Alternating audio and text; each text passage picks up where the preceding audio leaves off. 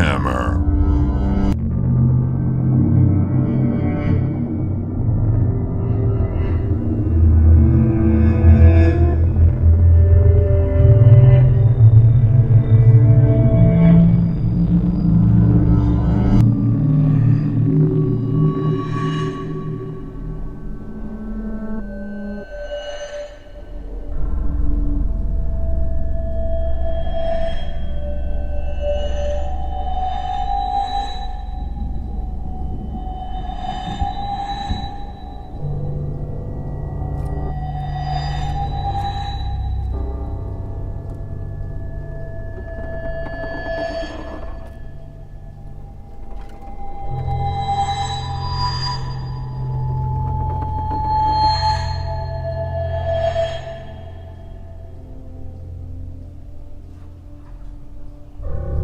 Once we were in possession of the mainframe, we thought our quest would end. We thought it was the goal, the conclusion, that its power, its answers would set us free from this life on the road, this life of death, this life by the blade. But it was only the beginning. That damned machine, it shows you things you cannot unsee, things you cannot unknow. And in time we found ourselves in that blasphemous mountain pass, staring up at those black crags, escarpments against the glowing sky, and that hideous house. That house that had plagued our dreams so long, now material before me and my companions. And our nerves were like melted butter sliding down the rocks, lost in fear and dread, but unable to stop our trudging feet from growing closer to those terrible mouth-like doors, windows like eyes, dilapidated, mostly stone, with old ebony wood, shingles piled about, and even one chimney toppled in some lost century. Why we would enter such a place I cannot tell you. Why only I survived of my group, my party of adventurers who were skilled, more skilled fighters and dungeoneers than I'll ever be. I don't have the answers to these questions. I'm sure that damned machine has the answers. But as we delve deeper, drawn ever forward by the crackling and the brimstone smoke of some great fireplace which always seemed to be just beyond the next wall, as we delved, we discovered the darkness. We found the reason it had led us here. That damned machine has no care for mankind, no care for human souls. It is only a mainframe, an abacus, a bean counter. It knows cosmic outcomes we shudder to even consider. And through that red window to hell we all looked, and our eyes were burned from their sockets, save myself, whose only armor was cowardice, for I turned, and from that place as it collapsed into a crater of smoldering ash, I ran. And now my cowardice is all that keeps me company, save that thing in the corner of my bower, that little cubic machine, clicking and whirring, showing me things.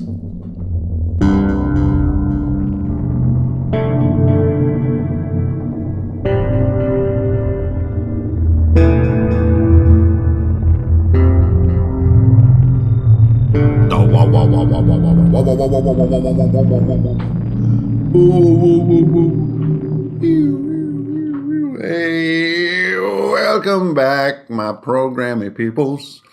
Welcome back to Runehammer. My name's Ingrid Bernal. I'm also known as Hanker Infernal. I'm up here in Barhome in the mountains of Eardrum, just coming at you with another transmission of the Big O podcast. Welcome to Runehammer. Welcome new patrons. There are always a few more joining the shield wall. We will be the last defense of this world against the terrors that await below. So welcome everybody. Thank you, ongoing patrons, for your support. And this is episode 29, I believe, or is this episode 30? I don't know. We're in the high 20s, 30s. We're this might be dirty 30. Anyway, welcome back to the podcast, guys. Today, we're going to dive into a little bit different something or other, a little something that is a sort of a counterpoint or the other side to today's YouTube transmission. So they kind of go together like a peanut butter and jelly kind of thing, because I feel there's a lot more depth here than I could get to in my sort of hour and a half live stream. So I want to throw it in the podcast for all you awesome people so that you can get a little bit deeper into the thinking behind my latest little adventure concept called Hell's Hearth. Now, mechanically speaking, Hell's Hearth is a lot like all the adventures that I put forward for you guys. It's straightforward. It's kind of, a series of straight line events with some possible outcomes. It isn't some kind of massive, subtle, nuanced web of truths that is slowly unveiled through deep role playing. Now, I always believe, you guys know how I believe that, the old phrase, danger is the great unifier. I really believe that lots of action and lots of combat and lots of pressing the group forward is what drives great role play. Doesn't supplant it. And so if you guys notice that my adventures have a lot of this kind of what I call the water slide effect, where you're tugged along by danger and by inevitable truth and by what has to be done and, situations you can't avoid, and so you're pushed forward.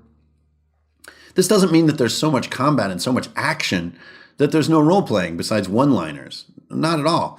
In fact, I find that the more dangerous and the more pressing an adventure is, the more players get into their characters. That sedation and free time and a sort of loosey-goosey sense of danger are what pull players out of their characters, even though it seems counterintuitive. It seems like, people are going to role-play more if I pose these situations of intrigue to them, or if I pose NPCs with deep dialogue and nuance and hidden clues in what they say, and this is going to induce a lot of role-playing. I find that the opposite tends to be true, is that theatrics and voice acting with a great majority of players, or at least the players that I've experienced, I can only speak from my own experience here as a DM, but that theatrics themselves can actually be off-putting to some players as far as delving into their characters, because that feeling of a spotlight being on their acting and their voice capability and their role play actually can make them clam up a little bit. Whereas if the focus is on action, they feel like that their sort of acting capability isn't quite so much on trial, and they accidentally get far more into character. Now, that's a little bit of playing reverse psychology on them, right? But that's okay. Whatever it takes to bring that fun from the table, I say. And remember, it's all about matching your table. If your table responds to your NPCs with incredible soliloquies and monologues with their own monologues and epiphanies, then by all means, unleash. But Hell's Hearth is another one of these adventures that I really enjoy running, which is kind of a series of dilemmas that cascade into more and more terrible failures and lead into a really difficult final dilemma or situation. I think that this format of adventure is conducive to experimenting with new types of adventure creation mechanics. And that's a bit of a mouthful. And so for today's podcast, I wanted to talk about two things: adventure creation mechanic, especially the one used for Hell's Hearth. And secondly, I wanted to talk about Hell's Hearth itself. Now, so often here on the Mainframe, the stuff that I like to discuss, that you guys seem to choose when, we kind of do surveys and so forth, is very theory-oriented. Now, theory being a catch-all word here, for we're not talking about a specific scenario, piece of content, or piece of lore in a world. In fact, no, we're talking about theoretical constructs which can help any type of game or any piece of content be better or help you in your creative process, right? But just for today, after we talk about creation mechanics really quick, I would like to just delve into Hell's Heart a little bit and explore what kind of nuances might be hidden in this adventure that don't show in the mechanical design of the rooms and the monsters and the dangers. So first of all, the creation method that I used for Hell's Hearth was actually recently developed by me and Kelsey Dion, who are working together on Blood and Snow. And yeah, there's a little bit of a reveal for you guys. Kelsey Dion, the primary writer for the Arcane Library, is officially my collaborator on the next ICRPG sort of large-scale release, which is a full setting book called Blood and Snow, which takes place in the Ice Age. Now, as we've been working on it, we've been looking for new and innovative ways to write content for ICRPG that's more compact, more potent, and allows for some more rolling and some more variation between plays of a given adventure, especially after seeing how much people have played Last Flight of the Red Sword or how much people have played Doomvault. I see this could be a useful thing, is that if you're going to run an adventure 2 or 3 times, it would be nice to see it play out slightly different beyond player actions, because of course player actions are always going to make it different, but I mean intrinsically different. And so we developed this technique, and the technique basically breaks down like this. When you're designing an adventure, you really have 4 parts. You have how it begins, which is fixed, set in stone, written by the dungeon master. Then you have how it unfolds, which is highly variable, determined by player actions and by roll tables. Then you have how it concludes, which is fixed. And finally, you have what happens next, which is completely player choice, that is not rolled. Okay, so let's break them down each one. How it begins, all right? So this is the intro that you write. And like a very small paragraph is a great way to do it. A very small paragraph, often known as a read aloud.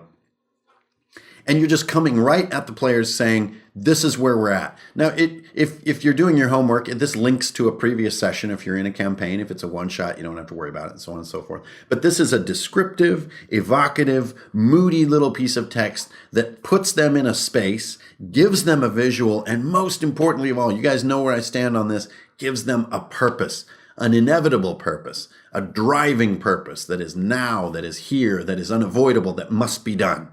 This is all accomplished by the how it begins portion of your adventure design. And you write this sucker down. You decide, because you're the dungeon master, this is your special little territory.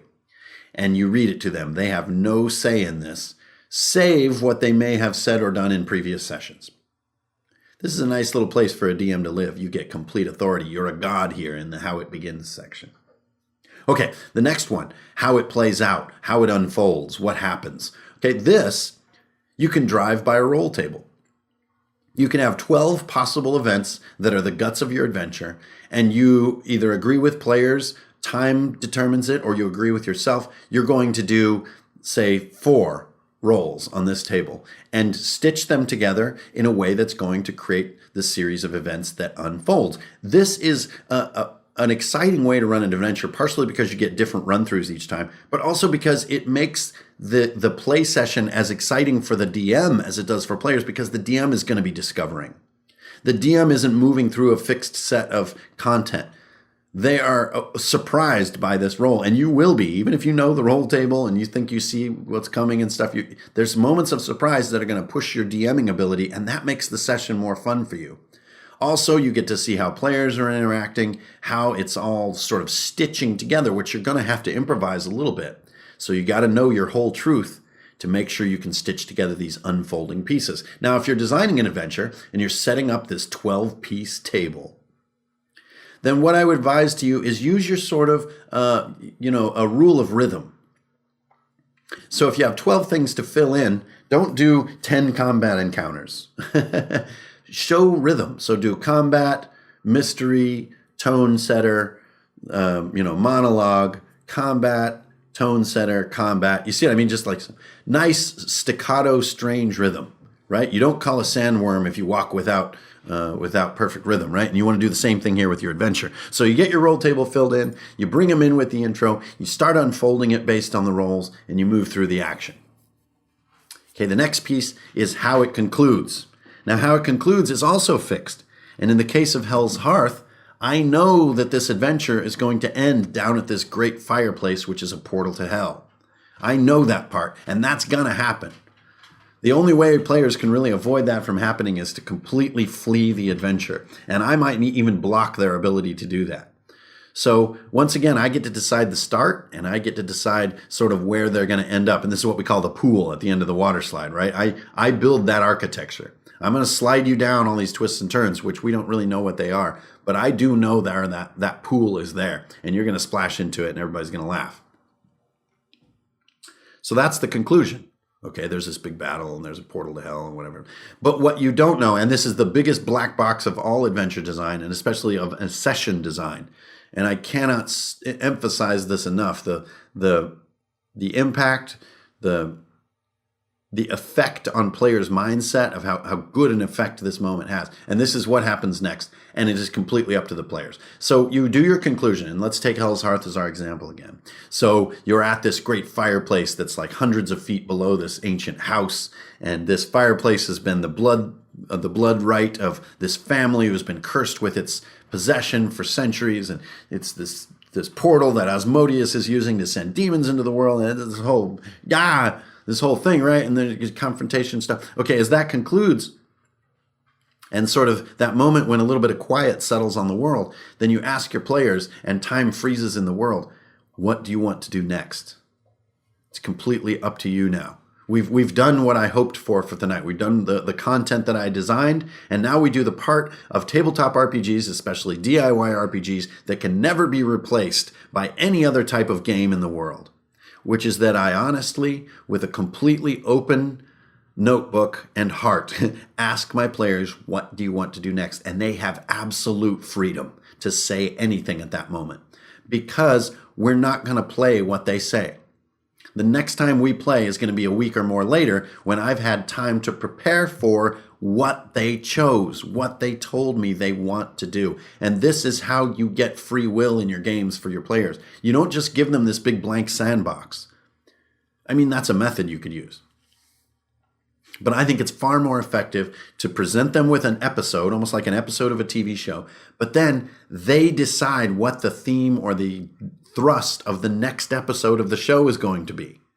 They don't get to decide all the nuance and all the details, but they get to decide what they want to do, who they are, why they're here, what they want to accomplish. Maybe they don't want to battle the big bad yet because they want to go find this artifact. Maybe they want to go seek out answers from this old sage. Maybe they just want to return to town and rest for a few weeks. Maybe they need to, take one of their sisters back to her hometown so she's safe from all this craziness. Whatever. Maybe they want to plunge right through the portal into hell and confront Asmodeus himself. But all that freedom is theirs, and this is the black box at the end of your session that you can never plan for, and just let yourself not plan for it. Just let them be them. Then the next morning when you wake up after this session, you can say, oh man, they want to go through the portal. I have no idea. How am I going to run like a hell encounter, and how am I going to get them out of there, and what's going to happen? Okay, well, now you're into your next session plan. But they decided it, not you. So using that method, I stumbled into Hell's Hearth. I mean, obviously, we're writing an adventure, too, for Blood and Snow, which is coming along well using the same method. But I wanted to do it live in front of everybody using this method to once again show that exposure or that authenticity that I really, really believe in when it comes to Runehammer. I really believe that this is missing in some ways in our hobby, is full exposure of the struggle portion. Not just the cool stuff, but the struggle portion. And this is why I've been sort of trying to learn Torchbearer, is I looked high and low, far and wide, could not find any realistic, detailed resources on how to play this at the table. Just could not find it. And what that says to me is that authenticity is a little bit missing. Now, you can find actual plays, but it's sort of theater of the mind using these big sort of checklists, and I don't see like improv level play what I would want, so I could mechanically improvise using that system, and yet I'm really, really intrigued by it. I think with the proper teaching technique, it could be super fun. I think its weakness is that it's taught in a bit of a difficult fashion. But I think what's underlying it is brilliant. It's a bit arbitrary in places, like, looking at a chart to see what happens is never that fun, right? You want to use a system to improvise and create what happens. And so I want to find that threshold with Torchbearer. And as I do it, I want to broadcast it live so that the struggle of our hobby is revealed. The struggle of our hobby is often looking at a new rule book or trying to up your game as a DM as far as rules knowledge and being a little bit head scratchy and not being sure. But that honestly pales in comparison to the challenge of being creative in an ongoing fashion, making adventures, making NPCs, creating campaigns, keeping players intrigued and keeping them coming back to the table. That is the real focus of why I do what I do. So now, looking past the mechanical elements of creating Hell's Hearth and some of the visual elements, which were on YouTube, I'd like to take a few minutes to muse about the whole truth. Now, Hell's Hearth to me is interesting because obviously it riffs very heavily off the themes in the Darkest Dungeon video game, and themes found in several of H.P. Lovecraft's story, which are this sort of hereditary doom, the ape creatures under the house, or the Dunwich horror, which is called forth from another dimension, or the rats in the walls, or even dreams in the witch house, where these strange glyphs are hidden under the wallpaper in this attic and drive a man insane. Ancient and terrible truths that are borne up by weary and sometimes evil families. I find this theme to be very, very interesting and very rife with possibility. And the possibilities aren't just that I'm going to have a bunch of monsters, aren't that I have a very intriguing reason to have caverns and chambers under a house. Not just those, but the motivations of the characters. Okay, so let's take Hell's Hearth, for example. I really have one key NPC who is Aldous Vexmore. Now, Aldous Vexmore is a lot like my character in Beneath the Door, right? He sort of, at some point, became slightly insane because of this evil influence and started doing insane things with a strange motivation, which was to help the evil, right? And this is another common H.P. Lovecraft theme, is that a simple presence. It isn't even really ever proven as being powerful or supernatural, but there's some kind of presence that drives the mind to either seek the presence out or to help it or to make offerings to it or listen to its voices. And this subtlety and strangeness is how I would want to portray Aldous Vexmore. He isn't Strahd. He isn't Lord Soth. He isn't a conqueror of worlds. He's a fallen lord. And as a fallen lord, he does have these sort of moments of lucidity where he sees outside the madness and probably falls to tears. He's seen his own family, once at a height, completely destroyed by this obsession of his or by this evil presence. Right? It's like the Amityville story. The family gets in their new house and everything seems great, but the house itself eats them up. It doesn't eat them up because teeth appear in the walls. It eats them by turning them against each other, by giving them bad ideas, dark intentions, visions of horrors. This is what happens in Hell's Hearth. And so by the time the players encounter Aldous Vexmore, yes, he is their enemy, because he is in large part the source of this ongoing problem. He is the harbinger of whatever doom will rise from beneath this house. But he's more than that. He's a tragic character. He's paid the ultimate price for this stupid evil force. He hates it more than anyone. He's the most trapped by it. And this is a big part of your whole truth, because there's a nuance in this character that can be exploited by players. And this is why the whole truth is always so important, especially if you want to develop NPCs that have an interesting linchpin to them. The whole truth can become somewhat useless if it's beyond the hero's reach. An example of this might be the somewhat frequent obsession of dungeon masters and determining the pantheon of their world, right? Well, I'm making a world and I need to know who the gods are. Okay, well, there's this sort of god of iron, and then there's a god of the sun and stuff like this. And there's whatever. Okay, all this stuff is somewhat cool, somewhat interesting to write down, but honestly, totally beyond the reach of the players. But if you were to, during world building, say, well, I have this priest of the sun, who actually has been frustrated because the church of sun worshippers is actually in great decline, and this priest has done terrible things to keep the church alive, things that are against the very precepts of sun worshippers, and he encounters the players. Now we're talking some interesting stuff. Now I need to know what the precepts of the sun god are, because this priest has gone against them, and the players now have access to use this knowledge or to discover it in a way that could be a linchpin between having to confront or not confront this priest. And the same is true with Aldous Vexmore, but in an even bigger way. In the right scenario, Aldous could help you to destroy the manor.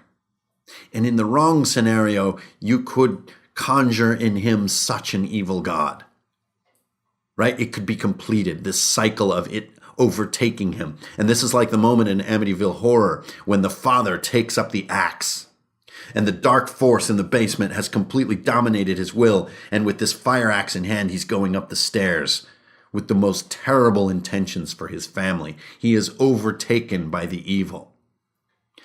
The exact process, mechanics, role-playing, and timing involved in whether or not Aldous Vexmore is overtaken by this evil force is the very crux of Hell's Hearth. Not the room designs, not how many demons are pouring out of the portal, not how many magmins are crawling around in the cavern. No, that is not the juxtaposition that makes it exciting. Not tentacles. But rather the thread by which Aldous Vexmore's sanity and righteousness hangs. Now, if that is not enough, as far as the Vexmore family or the manor, you may want to add one or two NPCs. And one could be the caretaker. The caretaker is always a fantastic character that is very easy for people to imagine because it's such a trope, but can be great to provide an outside view of the family, even though the caretaker is sort of part of the family. It can be a great way to reveal some of the family history. Another classic is the young member of the family. It could be the boy or the daughter. And this represents the good side of Aldous Vexmore. This represents the not yet spoiled side. And maybe she's been running around this house, poor thing, hiding in every nook and cranny like Newt in Aliens, waiting for the day that some savior would come. Or maybe her youth and her innocence made her easy pickings for the demonic force, and she actually is where the most evil power resides. More a trope, of modern horror to do that kind of move, to hide the evil in a little girl. Very modern feeling story twist there. But knowing these whole truths about Hell's Hearth and about Vexmore Manor is what's going to give you this foreboding as the players are just walking up the path. So in my intro for the podcast today, you heard my concept, which is that the mainframe actually leads the characters here. I'm starting to actually integrate the RPG mainframe into my world. And so they recover this thing and they think, oh, wow, now we have all the answers and now we're going to be kings and stuff. No, actually, it shows you dark truths like Samara in the Ring. Truths you can't escape that beckon you, almost like how all the pilgrims are beckoned Devil's Tower in Close Encounters of the Third Kind, right? These dreams and visions plague them so much to relieve the anxiety they have to go there, even though they don't even know why, but they're drawn there. And the mainframe draws the heroes here. And in a way, I'm now starting to manipulate the mainframe much like a warp shell, which is this entity that knows where threats to the cosmos are starting to boil and sends heroes there, against their will usually. And with all that in consideration, the players are walking up to this house with these sort of dark, visions or dark feelings.